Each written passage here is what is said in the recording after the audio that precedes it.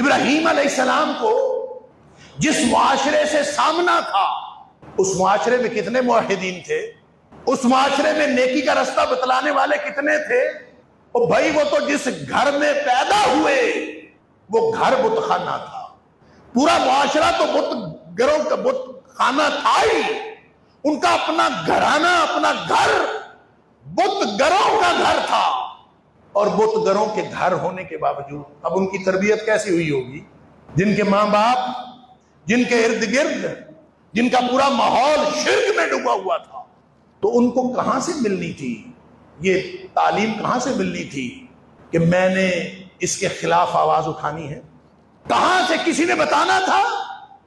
وہی جو اللہ کریم نے ہم سب کو بتایا ہوا ہے ابتدائے آفرینش، الست بربکم، کیا میں تم سب کا رب نہیں؟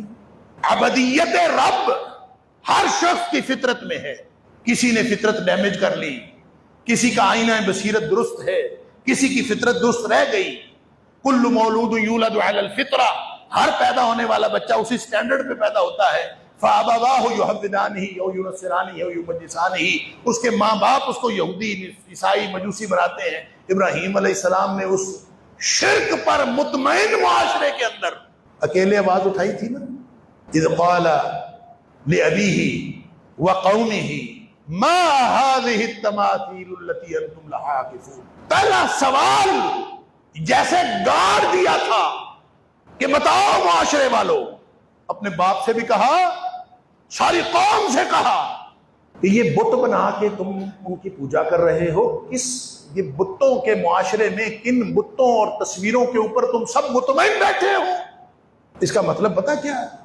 اس کا مطلب ہے کہ اللہ نے جو ہر شخص کو شعور دیا ہے، اللہ اکبر، اللہ نے جو ہر شخص کو شعور دیا ہے، اس شعور کا امتحان ہر طرح کے ماحول میں ہو رہا ہوتا ہے۔ جب ارد گرد جھوٹ اور باطل وہ بادل کی طرح گرجتا ہوا آ رہا ہوتا ہے، اس وقت بھی ہمارے شعور کا امتحان ہو رہا ہوتا ہے۔ اللہ اکبر۔ ہمارے چچا مولانا معین الدین لکھوی رحمہ اللہ وہ فرمایا کرتے تھے، جھوٹ اور باطل وہ بادل اور طوفان کی طرح گرجتا برستا ہوا بھی آ رہا ہو تو جھوٹ جھوٹ ہوتا ہے، کبھی اس سے مروب نہیں ہونا چاہیے، اس کی کوئی حقیقت نہیں ہوتی۔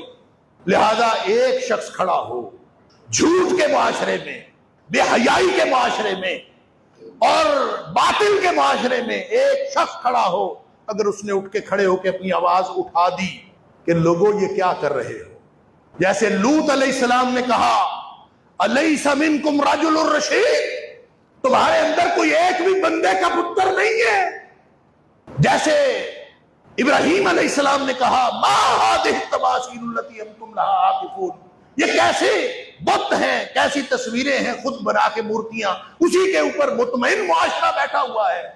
اس مطمئن معاشرے کے اندر ابراہیم علیہ السلام نے جو پہلا سوال اٹھایا تھا اس شعور کی بنیاد پر تھا، جو شعور اللہ کریم نے ابراہیم علیہ السلام کو ان کی بناوٹ میں، ان کی پیدائش میں عطا فرمایا تھا، جو ہم سب کے پاس شعور ہے۔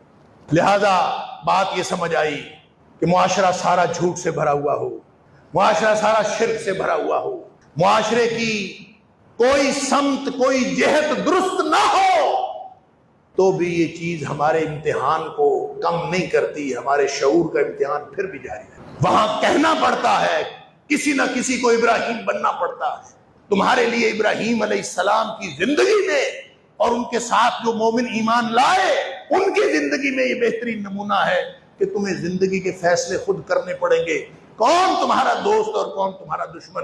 جب تم اس طرح سے شرک کے خلاف، باطل کے خلاف اور ہر چیز کے خلاف آواز اٹھانے والے نہیں بنو گے تو پھر یاد رکھو، نہ تم نے ابراہیم علیہ السلام کے اسوے پر عمل کیا، نہ تم نے نبی اکرم صلی اللہ علیہ وسلم پر اسوہ۔